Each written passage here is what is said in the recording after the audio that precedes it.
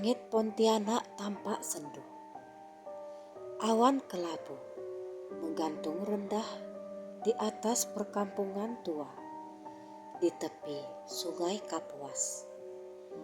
Angin berhembus lembut membawa aroma tanah basah bercampur bau lumpur sungai. Di antara rumah-rumah kayu yang berjejer rapat, berdirilah sebuah rumah panggung besar dari kayu ulin, sudah lapuk dimakan usia. Itulah rumah warisan keluarga almarhum Haji Darwis yang baru saja diwariskan kepada cucunya Rian, seorang pemuda berusia 28 tahun yang baru pulang dari Jakarta setelah sekian lama merantau.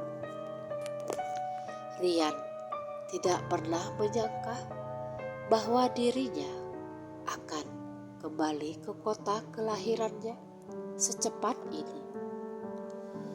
Kabar wafatnya sang nenek membuatnya harus menunda pekerjaannya di ibu kota. Kini ia berdiri di halaman rumah peninggalan keluarganya, memandang bangunan tua yang pernah ia tinggali saat kecil. Mata Rian menyapu ke sekeliling halaman yang dipenuhi rumput liar dan semak belukar. Di sudut halaman belakang ada sesuatu yang menarik perhatiannya. Tumpukan papan kayu tebal menutupi sesuatu. Rian berjalan perlahan ke arah sana.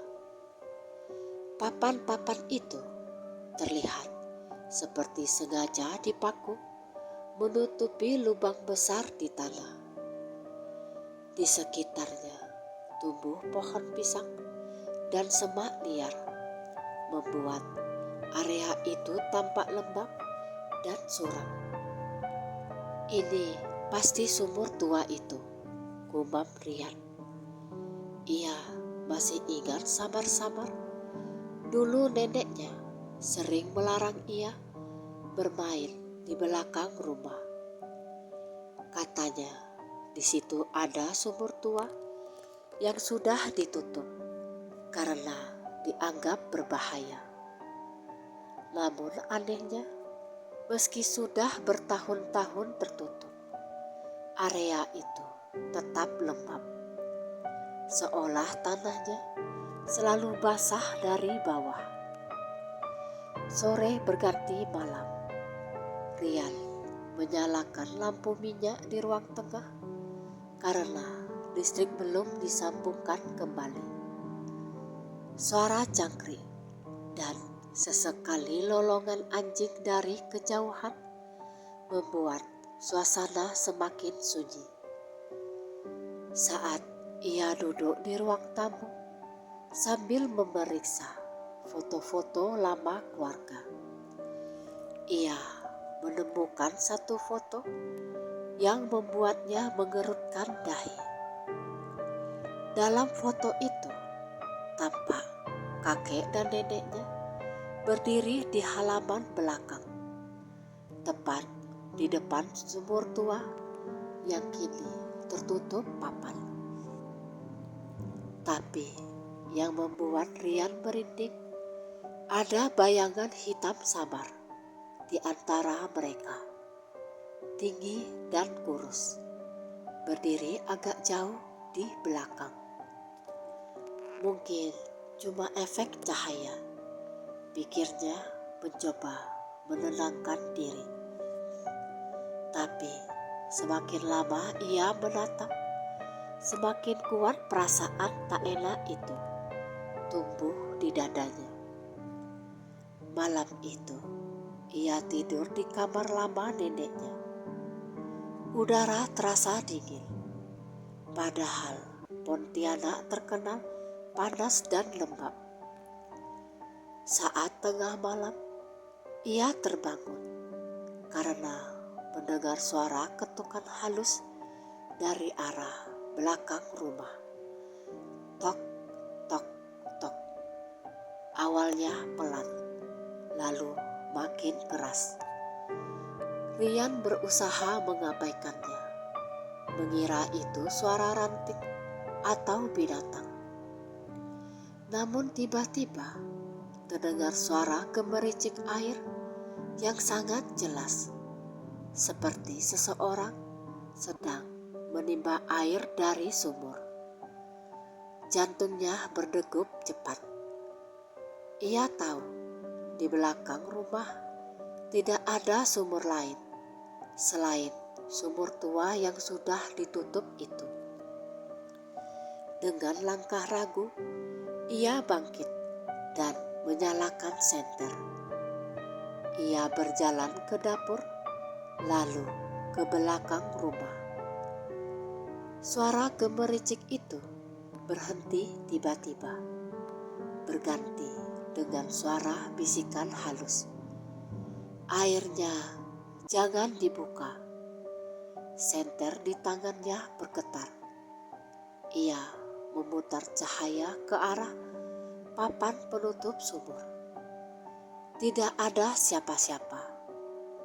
Namun tiba-tiba semburan udara dingin keluar dari celah papan, seperti nafas panjang yang tertahan lama. Rian mundur perlahan, tubuhnya kaku. Lalu ia mendengar sesuatu jatuh dari atap rumah, seperti benda berat terjatuh ke tanah. Ia menyorotkan senter ke arah itu dan melihat sesuatu yang membuatnya hampir berteriak. Patung kayu kecil berbentuk manusia dengan wajah hitam legam, mata kosong, dan di dadanya terukir tulisan Arab yang tak ia kenali. Patung itu jatuh tepat di samping papan penutup sumur. Pagi harinya, Rian pergi ke rumah tetangga terdekat, Mak Minah, seorang wanita tua yang dulu sering membantu neneknya. Ia menunjukkan foto lama dan menanyakan soal sumur itu. Mak Minah langsung pucat begitu melihat foto tersebut. Ya Allah Rian, kamu jangan macam-macam dengan sumur itu. Itu sumur lama, peninggalan zaman Belanda. Dulu banyak kejadian aneh di situ. Orang-orang bilang sumur itu tempat mereka keluar malam-malam. Rian menatapnya heran. Mereka? Mak Mina menatap kosong ke arah halaman belakang rumah Rian, lalu berbisik. Penunggu air yang disegel oleh kakekmu sendiri, supaya tak keluar lagi. Malam berikutnya, hujan turun deras. Petir menyambar langit Pontianak, membuat udara semakin mencekam. Rian terbangun oleh suara kayu yang bergeser dari arah belakang.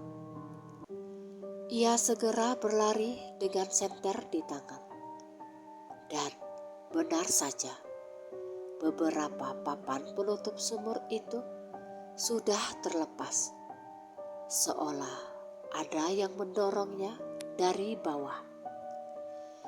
Dari celahnya keluar uap putih pekat seperti kabut, dan di antara kabut itu terlihat sepasang mata hitam menatap ke arah Rian. Ia terpaku, tidak bisa berteriak. Udara di sekitarnya berubah dingin dan berat. Dari dalam sumur terdengar suara lirih, suara perempuan menangis dan meminta tolong. Hujan belum juga reda. Petir menyambar, menerangi halaman belakang rumah tua itu dengan cahaya keputihan sesaat. Rian masih berdiri kaku, menatap papan penutup sumur yang kini bergeser sebagian. Dari celahnya keluar hawa dingin bercampur kabut tipis. Suara lirih perempuan itu terdengar lagi. Kali ini lebih jelas. "Aku di sini." Rian mundur 2 langkah, tubuhnya gemetar hebat. Ia ingin berlari, tapi kakinya terasa berat. Udara di sekitar sumur begitu dingin, seperti menyedot semua panas dari tubuhnya. Lalu tiba-tiba patung kayu hitam yang tadi ia temukan di dekat sumur bergeser sendiri, meluncur perlahan ke arah celah papan, seolah ditarik sesuatu dari bawah. "Tidak!" Rian refleks menendang patung itu menjauh.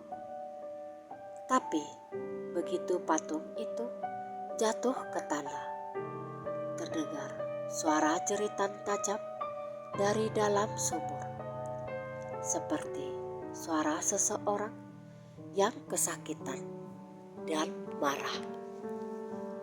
Hujan semakin deras. Petir menyambar tepat di belakang rumah, membuat lampu senter Rian padam sesaat. Saat cahaya kembali menyala, kabut putih itu telah hilang. Hanya tersisa udara dingin dan papan sumur yang bergetar pelan. Dengan tergesa, ia kembali masuk ke dalam rumah dan menutup semua pintu serta jendela. Namun malam itu ia tak bisa tidur. Setiap kali ia mulai memejamkan mata, ia mendengar suara air menetes dan bisikan samar yang terus mengulang. "Airnya jangan dibuka." Pagi harinya cuaca Pontianak cerah. Matahari memantul di permukaan sungai Kapuas yang tenang. Namun hati Rian tetap tak tenang. Ia memutuskan mencari tahu lebih tentang sumur itu. Ia pergi ke rumah Pak Umar, seorang ustadz sepuh yang dikenal sebagai teman lama kakeknya. Begitu mendengar cerita Rian, Pak Umar menarik nafas panjang. "Rian, sumur itu bukan sumur biasa. Kakekmu dulu pernah terlibat dalam sebuah kejadian besar sekitar tahun 1960-an. Saat itu banyak warga yang meninggal secara misterius di kampung ini tanpa luka, tapi tubuh mereka membiru dan matanya terbuka lebar." Rian menelan ludah. "Apa hubungannya dengan sumur itu, Pak?" Pak Umar menatapnya lama. "Di dalam sumur itu dulu ditemukan sosok perempuan muda yang sudah meninggal. Tubuhnya utuh, tapi kulitnya pucat, seperti mayat yang baru tenggelam. Orang-orang tak tahu dia siapa. Tapi sejak mayat itu diangkat, warga mulai diganggu." Rian terdiam, tenggorokannya kering. "Kakekmu, Haji Darwis, bersama beberapa tokoh kampung waktu itu menutup sumur itu rapat-rapat. Mereka memasang jimat pengunci berupa patung kayu hitam yang kamu temukan itu. Lanjut Pak Umar pelan. Itu bukan sembarang patung. Di dalamnya ada ayat dan mantra pengikat. Kalau patung itu rusak atau hilang, maka penunggu sumur akan bebas kembali. Rian memejamkan mata. Ia baru sadar. Semalam ia menendang patung itu dan kini benda itu patah di bagian kepalanya. Jadi makhluk itu bisa keluar? Tanyanya dengan suara bergetar. Pak Umar mengangguk pelan. Bisa, jika segelnya benar-benar rusak. Dan dari ceritamu, tanda-tandanya sudah mulai tampak. Sore itu, Rian kembali ke rumah. Ia mencoba mencari patung kayu itu, tapi benda itu sudah tak ada di tempat semula. Tanah di sekitar sumur tampak seperti baru digali, padahal ia tak pernah menyentuhnya. Malam tiba lagi. Udara terasa lebih dingin dari malam sebelumnya. Rian menyalakan sebuah lampu minyak, tapi cahayanya bergetar seperti tertiup angin. Padahal semua jendela tertutup.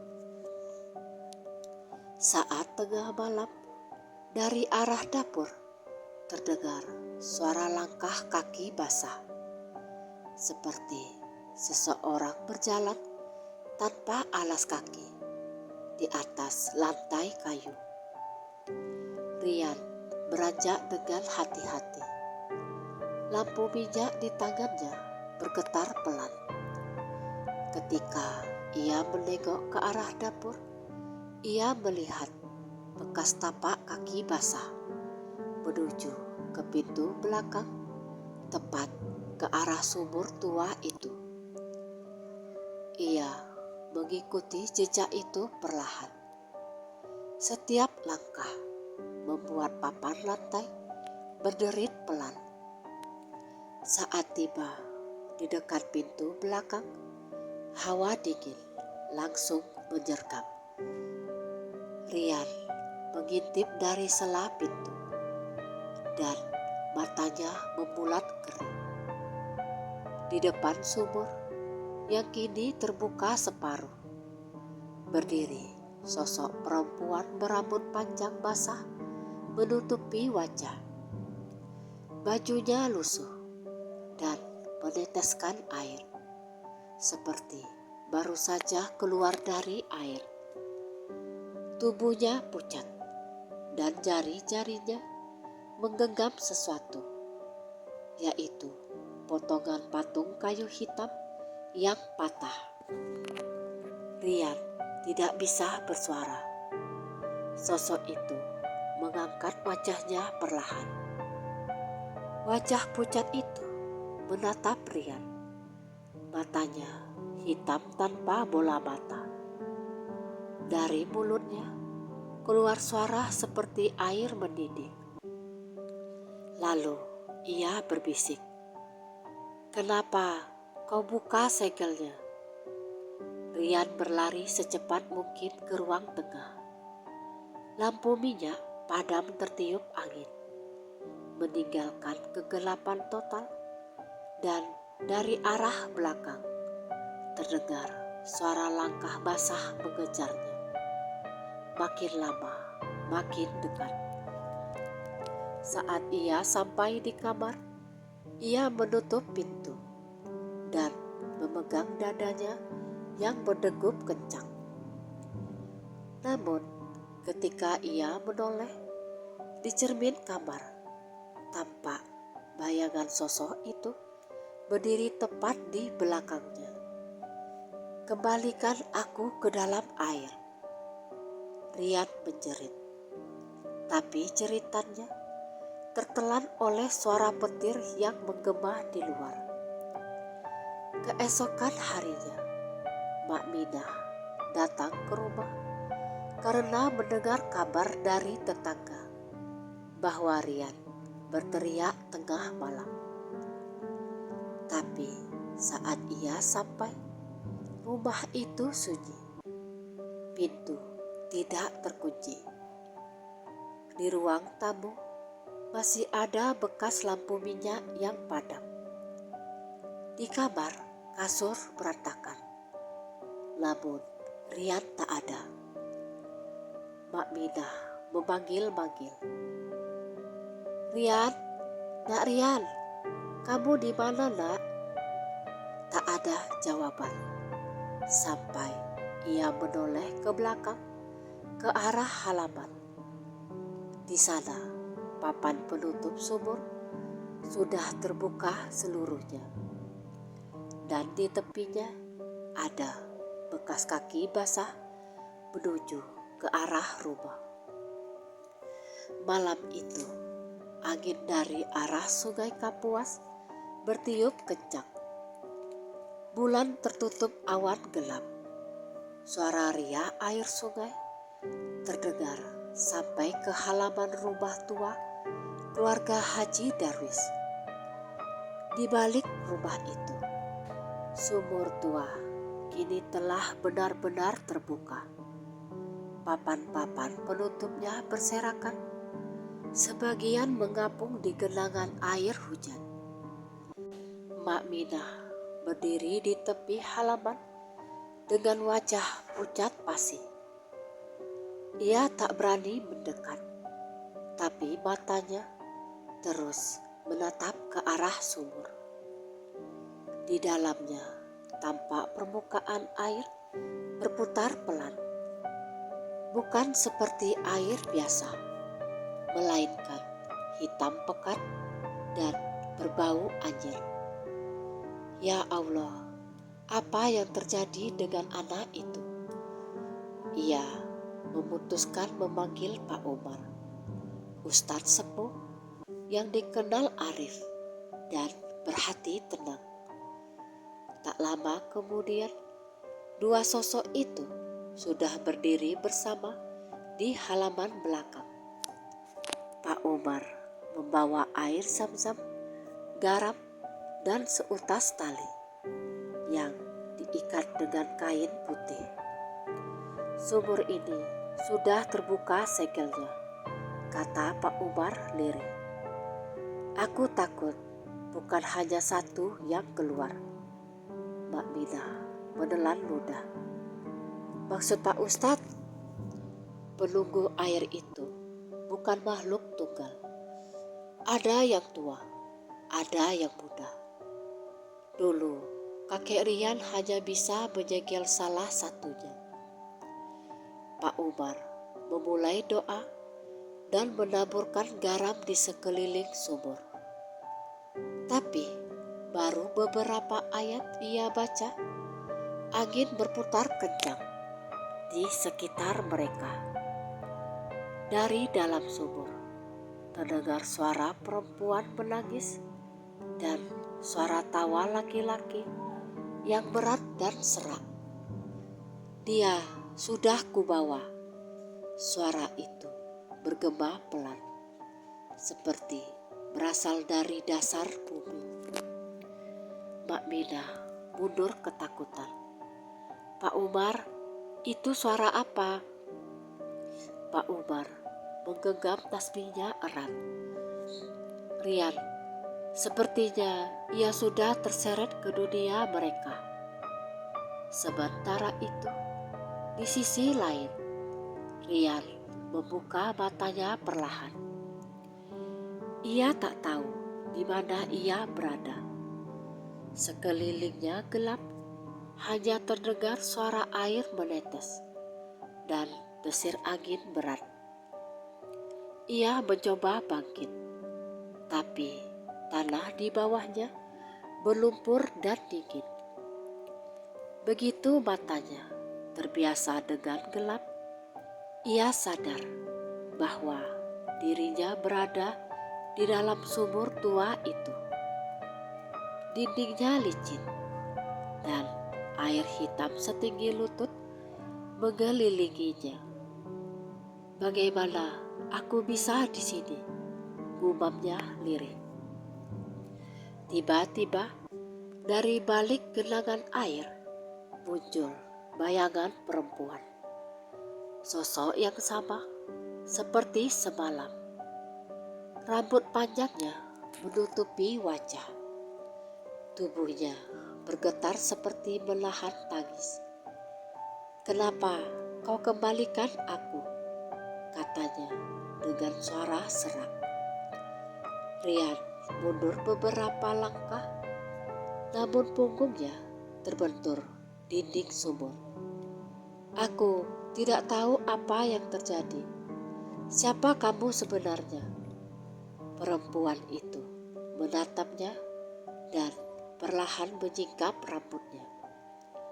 Wajahnya pucat keabu-abuan, tapi di balik sorot matanya ada kesedihan yang dalam. "Aku Sari," katanya. "Aku dulu tinggal di rumah ini puluhan tahun lalu.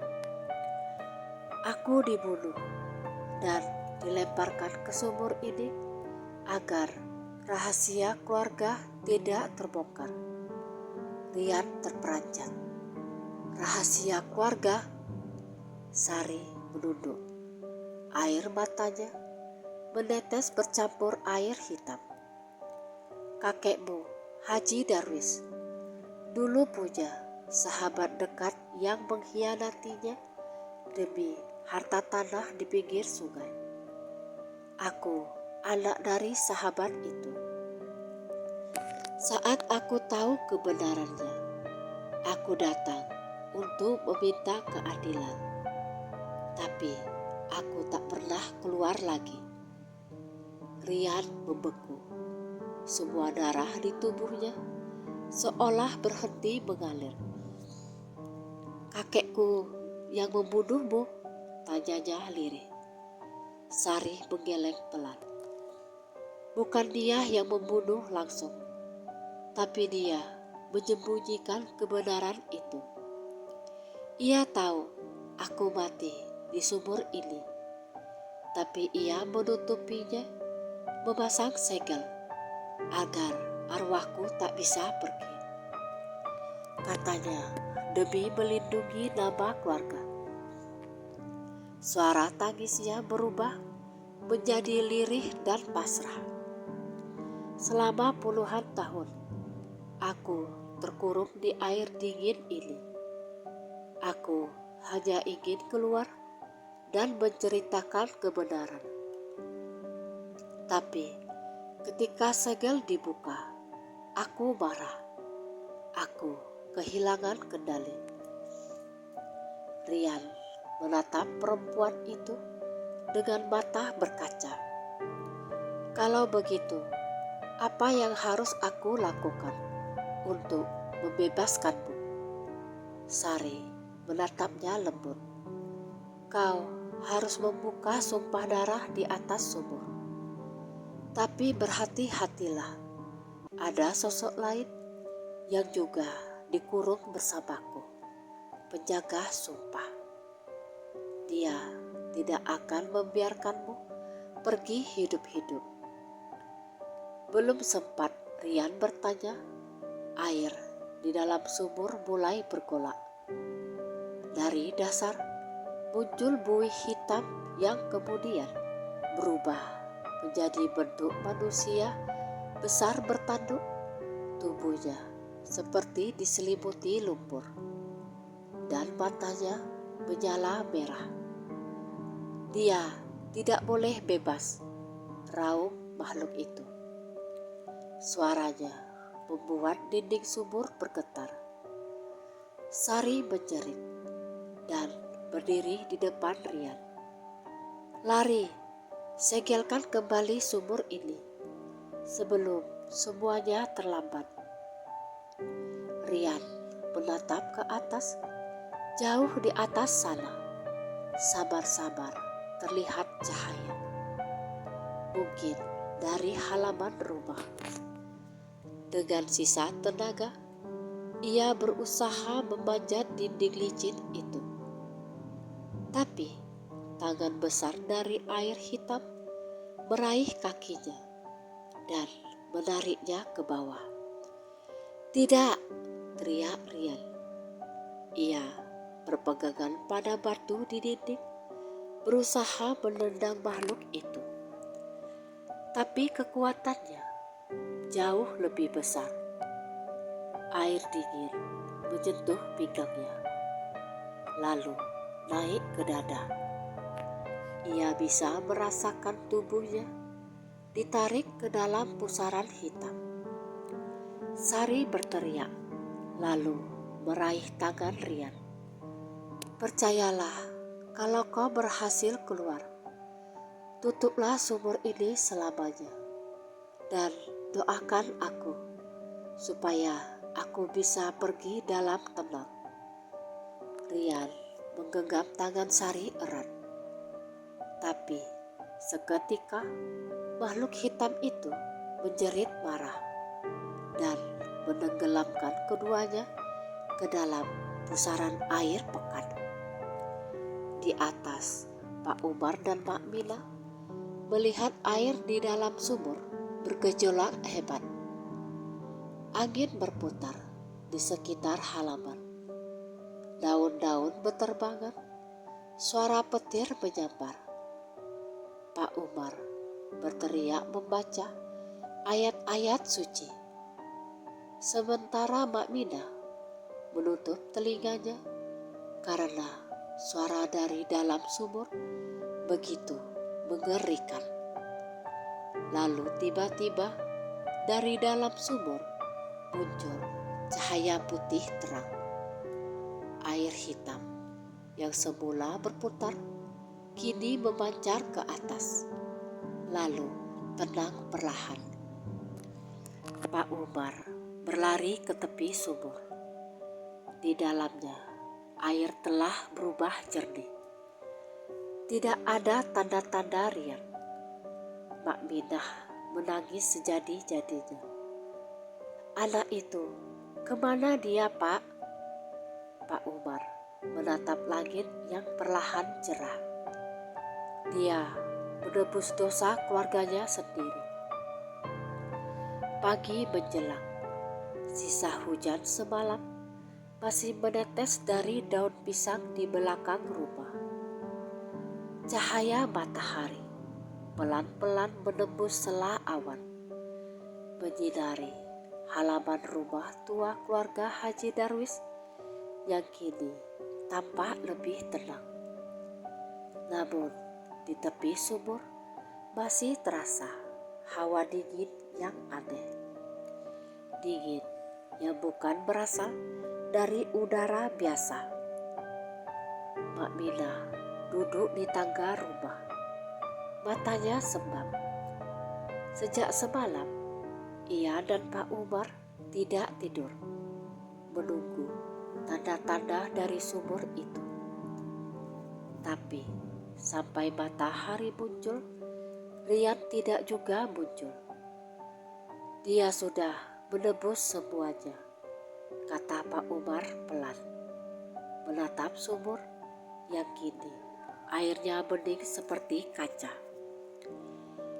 Ada cahaya putih keluar dari dasar air. Artinya arwah yang terperangkap telah bebas. Mak Mina menatapnya lirih. "Tapi bagaimana dengan Rian, Pak?" Pak Umar menatap ke dalam air. "Dia ikut menjadi bagian dari sumpah itu. Hanya orang yang bersih hatinya bisa menutup pintu antara dunia mereka dan dunia kita." Beberapa hari berlalu. Kabar tentang sumur tua di rumah warisan Haji Darwis menyebar ke warga kampung. Banyak yang penasaran, tapi tidak ada yang berani mendekat. Hanya Pak Umar yang kadang datang membawa doa dan menabur bunga di tepi sumur. Suatu sore, saat langit Pontianak memerah oleh sinar matahari senja, Pak Umar datang sendirian. Ia membawa papan kayu baru dan seember semen. Dengan tangan rentanya, ia mulai menutup sumur itu perlahan. Namun, sebelum papan terakhir dipasang, ia melihat sesuatu di dasar air yang bening. Sosok bayangan pemuda tersenyum, menatap ke atas. Pak Umar terdiam. Air matanya menetes tanpa sadar. Ia tahu siapa itu. Rian, bisiknya lirih. Senyum itu perlahan memudar, berganti dengan kilatan cahaya putih yang lembut. Air di dalam sumur memantulkan cahaya itu seolah mengucap selamat tinggal. Pak Umar menunduk dan menutup sumur itu sepenuhnya. Ia menancapkan kayu kecil di atasnya, lalu berdoa lama. Semoga engkau tenang di sisinya, nak, dan semoga arwah yang dulu terperangkap kini telah menemukan jalannya menuju cahaya. Rumah tua keluarga Haji Darwis perlahan diperbaiki. Dindingnya dicat ulang, halaman dibersihkan, dan papan-papan lapuk diganti. Namun di bagian belakang, di bawah pohon pisang, tetap ada satu bagian tanah yang tidak disentuh. Tempat sumur tua itu berada. Mak Minah kini sering duduk di sana sore-sore, membawa segelas kopi sambil menatap tanah yang ditimbun. Kadang-kadang ia merasa angin bertiup lembut melewati wajahnya, membawa aroma tanah basah dan wangi bunga melati. Suatu sore, ia mendengar suara langkah pelan di belakang. Ia menoleh dan matanya membesar. Seorang pemuda berwajah tenang berdiri di sana, mengenakan baju putih sederhana. Rian, suaranya tercekat. Pemuda itu tersenyum lembut. Mak Minah, terima kasih sudah menjaga rumah ini. Mak Minah berdiri lalu berkata, "Nak, kau masih hidup?" Rian menggeleng pelan. "Tidak, Mak. Aku cuma datang untuk berpamitan. Aku sudah tenang sekarang. Sari juga sudah pergi menuju cahaya. Sumur itu tidak akan mengganggu siapapun lagi." Air mata Mak Minah menetes deras. "Nak, kalau begitu pulanglah dengan damai." Rian menunduk dan tersenyum haru. "Doakan saja, Mak, dan tolong jangan biarkan siapapun menggali tanah itu lagi."